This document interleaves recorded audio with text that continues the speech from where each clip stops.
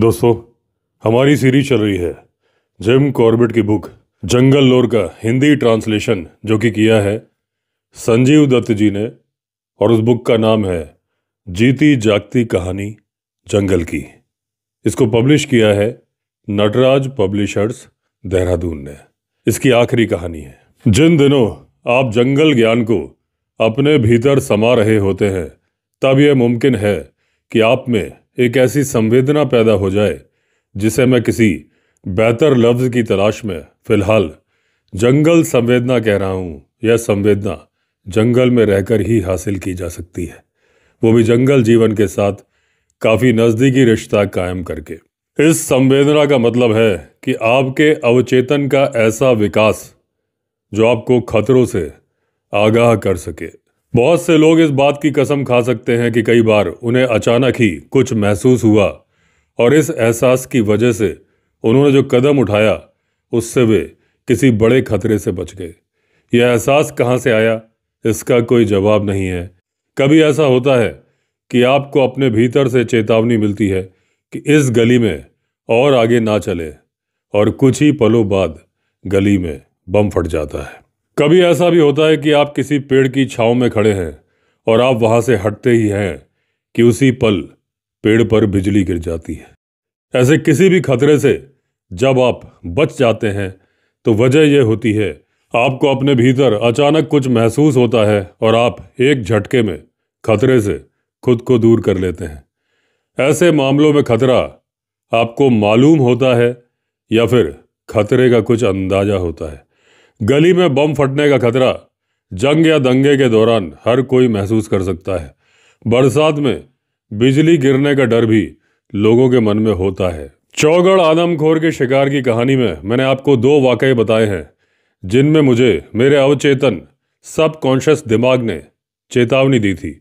ये चेतावनी मुझे उस वक्त मिली जब मेरा पूरा ध्यान इस आदमखोर के हाथों न मारे जाने पर लगा हुआ था। और जो चेतावनी मुझे मिली थी वो ये थी कि आदमखोर मुझ पर हमला करने आने वाला है। पहले मामले में वहां लगे चट्टानों के ढेर से वो हमला कर सकता था, और दूसरे मामले में उस ऊंची चट्टान से वो मुझ पर हमला कर सकता था जिसके नीचे से मुझे गुजरना था। इस तरह की चेतावनी बड़ी जायज और समझ में आने लायक थी। अब मैं आपको एक दूसरा उदाहरण देना चाहता हूँ जिससे मुझे अपने अचेतन दिमाग में उस खतरे की चेतावनी मिली जिसका मुझे कोई अंदाजा नहीं था।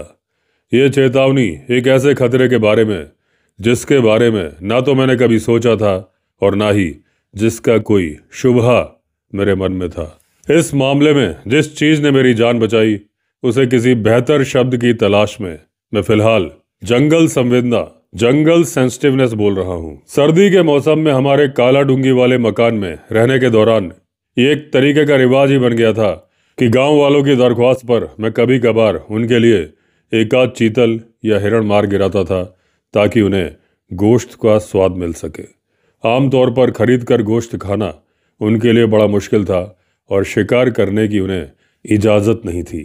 एक शाम गाँव के लोग मिलजुल कर मेरे पास आए और उन्होंने मुझे याद दिलाया कि कई दिनों से मैंने उनके लिए गोश्त का इंतजाम नहीं किया है। साथ ही उन्होंने कहा कल उनका त्यौहार है और इस मौके पर मैं एक चीतल मार गिराऊं तो वो अपना त्यौहार धूमधाम से मना लेंगे। उन दिनों जंगल एकदम सूखा था। सूखी पत्तियों पर बेआवाज ढंग से चल पाना बड़ा मुश्किल था, और जब तक कि उनके लिए मैं खट्टा कट्टा नर हिरण ढूंढ कर गिरा पाता उसके पहले ही अंधेरा छा चुका था। बहरहाल अपनी पसंद का हिरण मार गिराने के बाद मैंने पाया कि हिरण को गांव तक ले जाने के लिए देर हो चुकी है, तो मैंने हिरण को वहीं छोड़ देने का फैसला किया। हिरण को मैंने अच्छे से ढक कर छिपा दिया ताकि तेंदुए, भालू और सुअर की लालची निगाहें उस पर ना पड़े।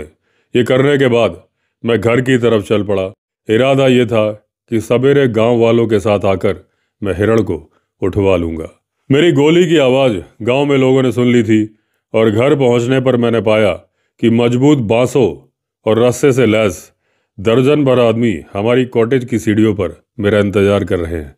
मैंने उन्हें बताया कि मैंने उनके लिए एक बढ़िया हिरण का शिकार कर लिया है और सवेरे सूरज निकलने के वक्त यदि वो मुझे गांव के गेट पर मिले तो मैं उनके साथ जाकर बता दूंगा कि मैंने हिरण कहाँ छिपाया है। गांव के आदमी तो ये घर से तय करके ही चले थे कि हिरण को अभी ही उठा लाएंगे। उन्होंने मुझसे कहा, यदि मैं हिरण की निशानदेही कर दूं तो वो खुद अभी जाकर हिरण लाने की कोशिश करेंगे। इसके पहले जब भी गांव वालों के लिए मैंने हिरण मारा था, मैंने रास्ते पर कुछ ना कुछ निशानी छोड़ दी थी, जिसके सहारे वे शिकार तक पहुंच जाते थे। इस जंगल को वो भी उतने अच्छे से जानते थे जितना कि मैं जानता था। मुझे सिर्फ ये बताना होता था कि मेरी बनाई निशानियां किस फायर ट्रैक पर, किस मवेशियों वाले रास्ते पर, या फिर किस जंगली जानवरों वाले रास्ते पर, और फिर कहाँ कहाँ पर है। मारे गए जानवर को ढूंढने का ये तरीका कभी फेल नहीं हुआ था, लेकिन आज तो हिरण का शिकार मैंने सूरज ढलने के बाद किया था और चांद भी नहीं निकला था, इसलिए मैं कोई निशानियां नहीं छोड़ पाया था। ये आदमी त्योहार की तैयारियों में हिरण के गोश्त का बंटवारा रात को ही कर लेने पर उतारू थे। मैं उन्हें नाउम्मीद भी नहीं करना चाहता था, इसलिए मैंने उन्हें कहा कि वो पवलगढ़ वाले फायर ट्रैक पर 2.5 मील तक चलें और वहाँ हल्दू के बड़े पेड़ के नीचे मेरा इंतजार करें। हल्दू का ये पेड़ बहुत पुराना था और रास्ते की निशानी के तौर पर हम सब इसे अच्छे से जानते थे।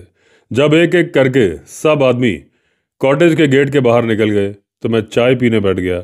मैगी ने मेरे लिए चाय बना रखी थी। अकेला आदमी जब चलता है तो वो आदमियों के झुंड के मुकाबले ज्यादा तेजी से रास्ता तय करता है। ये सोचकर मैंने आराम से धीरे धीरे चाय की चुस्कियां लेनी शुरू करी। अपनी राइफल उठाकर जब मैं इन आदमियों के पीछे निकला तो तब तक खासा अंधेरा हो चुका था, लेकिन एक तंदुरुस्त इंसान होने के नाते 5-6 मील और चलने में मुझे जरा भी दिक्कत नहीं थी। हालांकि इन आदमियों ने शुरुआत तो तेज चलने से की थी, लेकिन अभी वे हल्दू के पेड़ तक नहीं पहुंच पाए थे और मैं उनसे जाकर मिल लिया। हिरण ढूंढने में मुझे कोई मुश्किल नहीं हुई। जब उन्होंने हिरण को बांस पर लाद कर कंधों पर लाद लिया तो मैं उन्हें एक शॉर्टकट से गांव ले आया। इस शॉर्टकट से आधा मील कम चलना पड़ता था। जब मैं वापस घर पहुंचा तो डिनर का वक्त हो चुका था। मैंने मैगी से कहा कि मैं अभी नहाने के बजाय सोने के पहले नहाऊंगा। खाना लगवाने के लिए कहकर मैगी को मैं हाथ मुंह धोने चला गया। उस रात नहाने के लिए जब मैं कपड़े उतार रहा था तो मुझे देखकर बड़ा ताज्जुब हुआ कि मेरे रबर सोल वाले जूते लाल रंग की धूल से अटे पड़े थे और इसी महीन धूल की परत मेरे पैरों पर भी चढ़ी थी।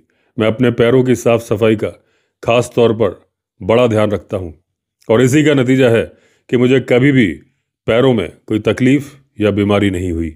अब इस वक्त मैं समझ नहीं पा रहा था कि इतनी बड़ी लापरवाही मैं कैसे कर गया। मेरे पैर इतने गंदे कैसे हो गए। छोटी छोटी बातें हमारी याददाश्त को लगातार कुरेदती रहती हैं। कुरेदने का यह काम हमारे मन में लगातार चलता रहता है। जिन बातों का जवाब हम कोशिश करके भी नहीं ढूंढ पाते, वो जानकारी खुद ही हमारे दिमाग की गहराइयों से निकलकर हमारे सामने आ जाती है। काठगोदाम तक रेल शुरू होने के पहले जिस पुरानी ट्रंक रोड से सारी आवाजाही होती थी, ये बिल्कुल सीधी लकीर जैसे हमारे गेट से बुआर पुल तक जाती है। पुल से 300 गज आगे ये रोड बाईं तरफ मुड़ जाती है। इस मोड़ के दाईं तरफ उस वक्त पवलगढ़ वाला फायर ट्रैक यहाँ पर आकर ट्रंक रोड से मिलता था। ये फायर ट्रैक कुछ 100 गज तक मौजूदा पवलगढ़ मोटर रोड के साथ साथ चलता था। बुआर पुल से 50 गज आगे दाईं तरफ उत्तर दिशा से आ रही कोटा रोड इस सड़क से मिलती थी। इन दो सड़कों के जोड़ और मोड़ के बीच सड़क थोड़ी गहराई से गुजरती है। बैलगाड़ियों की भारी आवाजाही की वजह से यहाँ की मिट्टी एकदम बारीक लाल धूल में तब्दील हो चुकी है। यहाँ सड़क पर इस बारीक लाल धूल की परत 6 इंच मोटी है।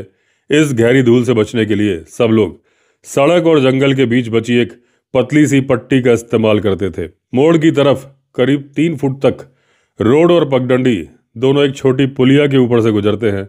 इस पुलिया की दीवारें 1 फुट मोटी और 1.5 फीट ऊंची हैं ताकि बैलगाड़ियां रोड से नीचे ना गिरे।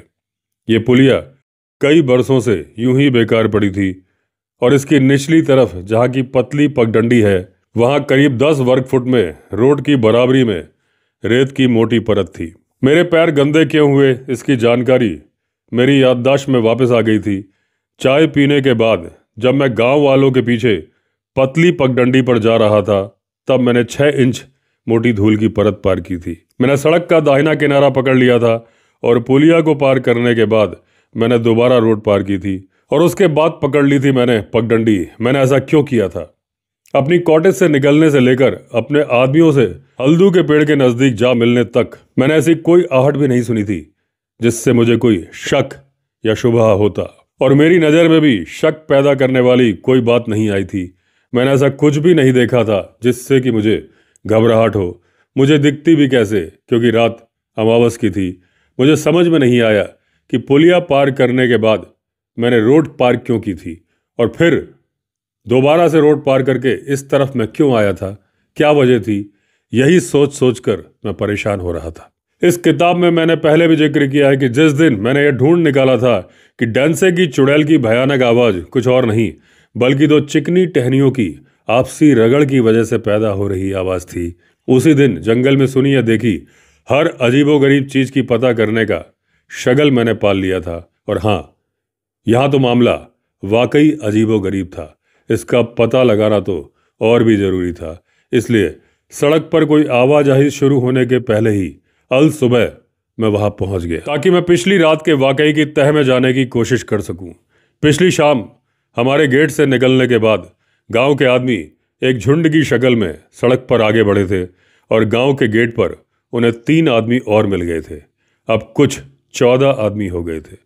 बोआर पुल पार करने के बाद इन लोगों ने झुंड के तौर पर चलते हुए पगडंडी पकड़ ली थी, फिर पुलिया पार की थी, और मोड़ पर आकर उन्होंने बाएं से दाएं रोड पार की थी और फायर ट्रैक पकड़ लिया था। ये सब कहानी वहां पर बनी पग छापें बता रही थी, चाहे वो इंसानों की हो या फिर हो जानवरों की। उनके फायर ट्रैक पकड़ने के थोड़ी देर बाद ही एक शेर कोटा रोड से आ पहुंचा। उसने दोनों रास्तों के जोड़ पर मौजूद एक झाड़ी के नजदीक अपने पंजों से जमीन कुरेदी, ट्रंक रोड पार की, और फिर उसने भी पगडंडी पकड़ ली। यहाँ शेर की पग छापे मेरे आदमियों के पैरों के निशान के ऊपर छपी थी। जब शेर पगडंडी पर करीब 30 गज तय कर चुका था तो पुल पर मैं आ पहुंचा था। ये पुल लोहे का है और जाहिर तौर पर शेर मेरी आहट पा चुका था, क्योंकि मैं तेज चल रहा था और अपनी चाल को बेआवाज बनाने की कोई कोशिश भी मैंने नहीं की थी। और जब शेर को यह पता लगा कि मैं कोटा रोड नहीं पकड़ रहा हूं बल्कि उसी की तरफ आ रहा हूं, तो वो जल्दी से पगडंडी पर आगे बढ़ गया। पुलिया पर पहुंचकर उसने पगडंडी छोड़ दी और वहीं पड़ी रेत पर लेट गया। उसका चेहरा सड़क की तरफ था और उसका सर पगडंडी से सिर्फ 1 गज दूर था। पगडंडी पर तो मैं शेर के पीछे ही चला आया था, और जब मैं पुलिया से 5 गज के भीतर ही था तो मैं दाएं मुड़ गया था। दाएं मुड़कर मैंने 6 इंच गहरी धूल में चलकर सड़क पार की थी, और सड़क की दाईं किनार का घेरा काटते हुए मैं आगे बढ़ा था, और पुलिया पार करने के बाद फिर से रोड क्रॉस करके पगडंडी पर आ गया था। और ये सब कुछ मैंने अनजाने में किया था, ताकि शेर के 1 गज नज़दीक से मुझे ना निकलना पड़े। मेरा यकीन है कि यदि मैं पगडंडी पर सीधा भी चलता रहता और शेर को इतने नज़दीक से पार कर लेता तो भी मेरा कोई नुकसान नहीं होता, बशर्ते कि मैं अपनी चाल से सीधा अपने रास्ते पर चला होता, अपने मुंह से कोई आवाज नहीं निकालता, मैं कोई झटकेदार हरकत नहीं करता। मुझे मारने का कोई इरादा शेर के मन में नहीं था, लेकिन उसके नजदीक से गुजरते वक्त यदि मैं जंगल की कोई आवाज या आहट सुनने की कोशिश करता, खांस देता, छींक देता या नाक छिनक देता, या फिर यूं ही राइफल को अपने कंधे से दूसरे पर बदलता, तो इस बात का खतरा था कि शेर घबराकर मुझ पर हमला कर देता। मेरा अवचेतन मन ये जोखिम लेने के लिए तैयार नहीं था, और मेरी जंगल संवेदना इस मौके पर मेरी ढाल बन गई थी। मेरी ये जंगल संवेदना एक तरह से मेरी उंगली थामकर मुझे एक बड़े संभावित खतरे से दूर लेकर गई। मेरे लिए बताना मुमकिन नहीं है कि कितने मौक़ों पर अपनी जंगल संवेदना की वजह से मैं कितनी तरह के खतरों से बचने में कामयाब रहा हूँ, लेकिन यह अंदाज़ा आप लगा सकते हैं कि इतने लंबे अरसे तक जंगल में रहने के दौरान सिर्फ एक ही बार मैं किसी खतरनाक जानवर से जिस्मानी तौर पर टकराया हूँ। यही इस बात का सबूत है कि कोई चीज़ है जिसे आप जंगल संवेदना कहें या इसे मेरा फरिश्ता कहें, जो ज़रूरत के वक्त मेरे साथ होता है और मेरी हिफाजत करता है। तो दोस्तों, इसी के साथ ख़त्म हुई ये छोटी सी कहानी और ये बुक जीती जागती कहानी जंगल की। हमारी नई कहानी और नई बुक में दोबारा मिलेंगे। तब तक अगर आपने चैनल सब्सक्राइब नहीं किया है तो चैनल सब्सक्राइब कर लीजिए। फिर मिलते हैं, तब तक के लिए all the best. Vande Mataram.